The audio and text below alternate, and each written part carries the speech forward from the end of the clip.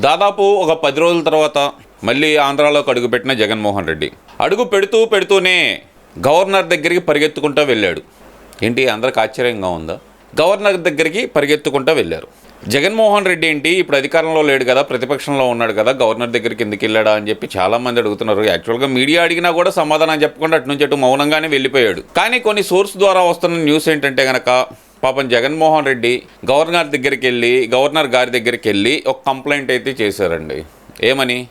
అన్యాయంగా రాష్ట్రంలో అరెస్టులు జరుగుతున్నాయి, అలాగే నేను ఏ పర్యటనకి వెళ్ళినా సరే నాకు సెక్యూరిటీ కల్పించట్లేదు, అసలుకే నాకు కోడికత్తితో నా పేక్ కొయ్యబోయారు, గులకరాయితోటి నా గుండు పగల కొట్టబోయారు, అత్యంత దారుణమైన పరిస్థితుల్లో నా సెక్యూరిటీ ఉంది, నన్ను చంపేస్తారేమో అని భయం వేస్తుంది అంటూ బోరున విలపించారని చెప్పి ఒక వార్త అయితే బయటకు వస్తుందండి.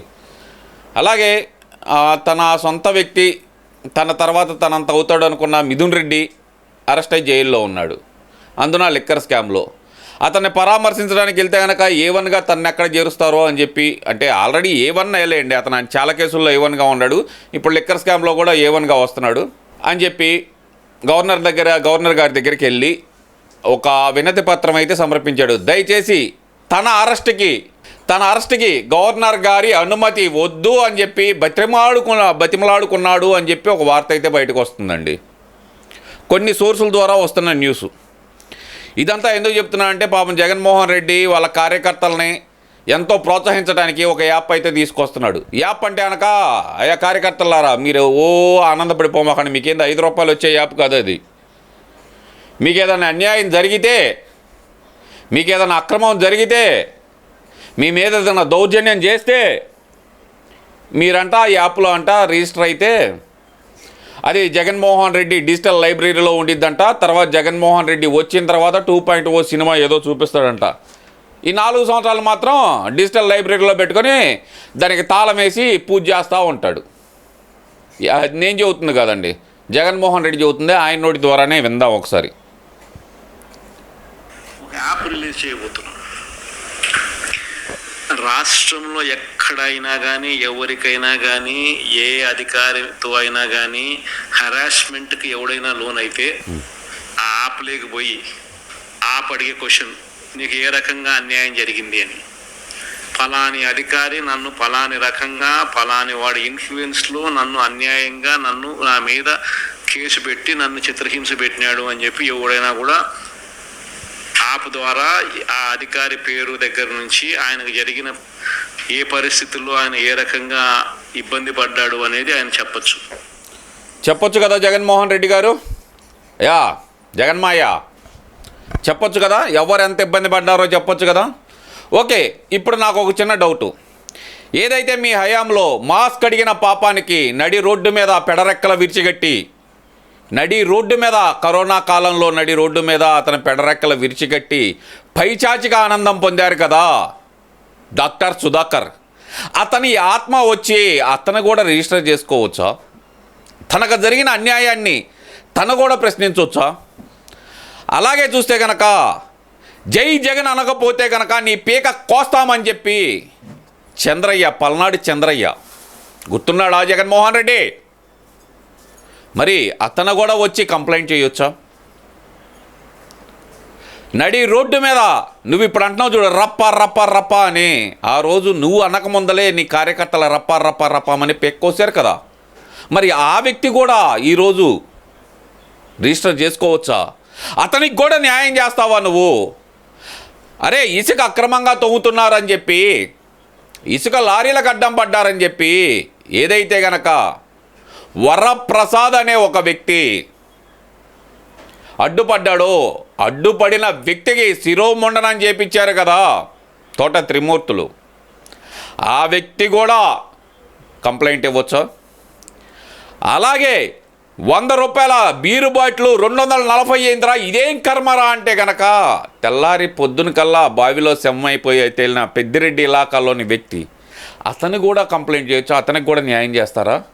ఇవన్నీ కాదు, మీ పాపాలు ప్రశ్నిస్తున్నారు, నువ్వు చేస్తున్న తప్పులు ఎండగడుతున్నాడని చెప్పి నందన్ సుబ్బయ్యని నడి రోడ్డు మీద వేటాడి నరికారు కదా, అతనికి కూడా న్యాయం చేస్తావా జగన్మోహన్ రెడ్డి ఈ యాప్ ద్వారా? ఇవన్నీ ఒక ఎత్తు అయితే కనుక కల్తీ మద్యం 2021లోనే ఆ మద్యాన్ని టెస్ట్ చేపించి అప్పటి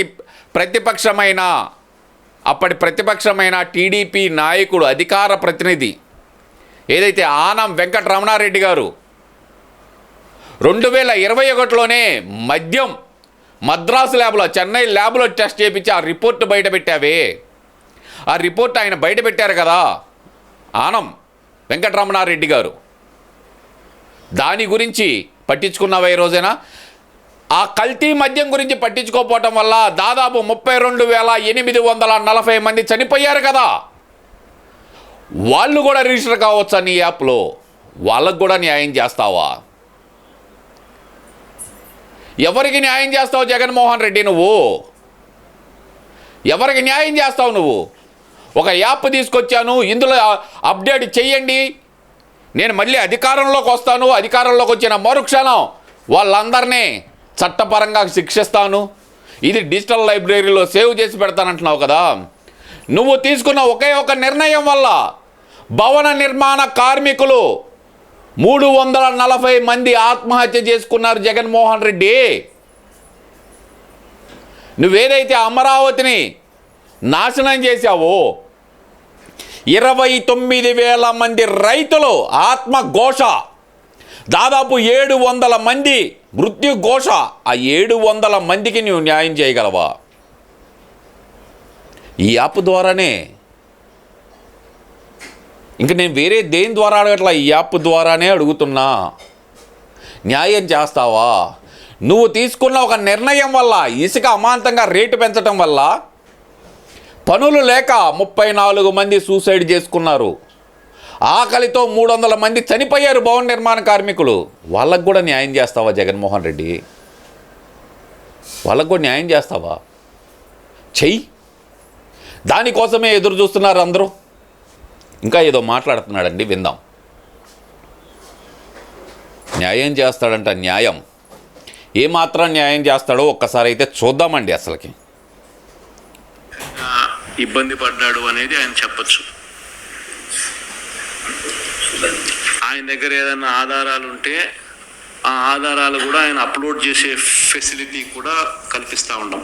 చేసేవాళ్ళే ఆటోమేటిక్లీ ఆ కంప్లైంట్ ఏడ్చావు పొద్దున మనం ముఖ్యమంత్రి అయిన తర్వాత ఆ డిజిటల్ లైబ్రరీ మనం ఓపెన్ చేస్తాం. ఓపెన్ చేసి ఈ పొద్దున ఎవరికి రాష్ట్రంలో ఏ కార్యకర్తకైనా ఎవరికైనా కూడా ఎటువంటి అన్యాయం జరిగినా, ఏ అధికారి వల్ల అన్యాయం జరిగినా, వాళ్ళ పేరు, ఏ రకంగా అన్యాయం చేసినాడు, ఎవరి ప్రోద్బలంతో అన్యాయం చేసినాడు, ప్లస్ నెక్స్ట్ బటన్ మీ దగ్గర ఏమైనా సాక్ష్యాలు ఏమైనా చెప్పింది ఎంతసేపు చెప్తావా? మన సర్వర్లలో మన డిజిటల్ లైబ్రరీలోకి వెళ్ళిపోతుంది.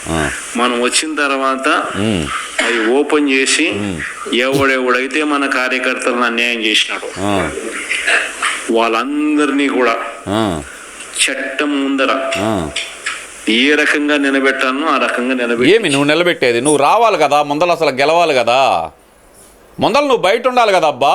గెలవాలంటే బయట ఉండవు, లిక్కర్ స్కామ్లో అరెస్ట్ అవుతావు. మరుక్షణం నీకు ఏదైతే కనుక బెయిల్ ఉందో, 12 సంవత్సరాల నుంచి బెయిల్ మీద ఉన్నావా, బెయిల్ క్యాన్సిల్ అయ్యింది. తర్వాత నువ్వు బయట ఆడుంటా. దాని గురించే కానీ పార్టీ అధ్యక్షుడిని మార్చుకుంటాను నేను, త్వరలో వైఎస్ భారతి గారికి పగ్గాలు ఇస్తారని చెప్పి ఒక వార్త అయితే బయటకు వస్తుంది. అప్పుడు కానీ పార్టీ 3 ముక్కలు కాదు. ఎందుకంటే ఉత్తరాంధ్ర నాది అనుకుంటా ఇప్పటికే బొత్స సత్యనారాయణ అటు ఆశావాహులుగా ఉన్నారు. ఈడ చూస్తేనేమో పెద్దిరెడ్డి రెడీగా ఉన్నాడు. మధ్యలో వచ్చేదలకేమో అంబటి రాంబాబు ఎత్తుకుపోవడానికి రెడీగా ఉన్నాడు. పార్టీ 3 ముక్కలు, 3 రెక్కలు 3 ముక్కలు అయిపోయా. ఫ్యాను 3 రెక్కలు, మిగిలేది 3 ముక్కలు. ఏముండిద్దిగా? గిరా తిరగడానికి మోటార్ ఒకటే మిగిలిద్ది. రెక్కలు ఎగిరిపోతాయి. మోటార్ తిరిగి ఉపయోగం ఏముంది? గాలి రాదు, ఏమి రాదు. నువ్వు అసలు అధికారంలోకి వచ్చేదే లేదు. ఇంకా ఏంది నువ్వు చేసేది? ప్రభుత్వ పరంగా, విధానపరంగా తప్పులు చేస్తుంటే కనుక నువ్వు విమర్శించు.